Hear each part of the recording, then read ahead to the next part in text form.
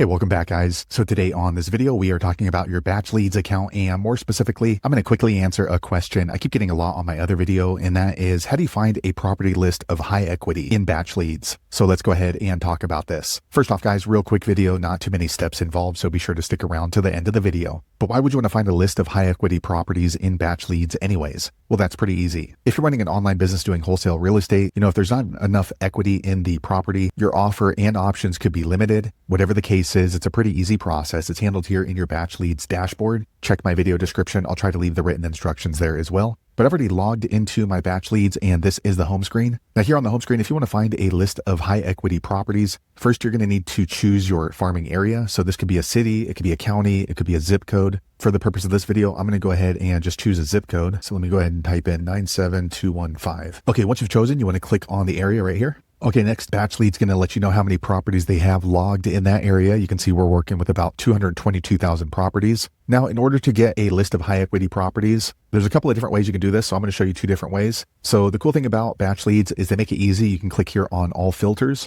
Once you do that, you want to click on quick filter. And once you do that, you want to scroll down until you see this little button here called high equity. Now, this is going to vary depending on your area on what you consider high equity. For BatchLeads, their definition is 20% equity estimated or more. So you can click right here. Okay, now it's going to start processing. Okay, now it looks like they're estimating 200,000 properties in this particular zip code have a minimum of 20% equity. So for me, this is a huge list. So if you want to go for more equity than 20%, you can go ahead and uncheck this box and scroll to the top and close this down. And what I would normally do personally is I'm going to go for this line right here, valuation and equity. And inside there, you're going to look for this box, estimated equity rate. I'm going to click here on the minimum and do 50%. So this is going to filter out homes by at least 50% equity estimated to 100. So now you can see it drops down to about 154,000 properties. So again, that's a huge list. So if that were the case, I would probably zoom into maybe a neighborhood. Now, once you've done this, you can go ahead and filter out by whatever parameters you normally look for. So for me, personally, I'm going to click here on property characteristics.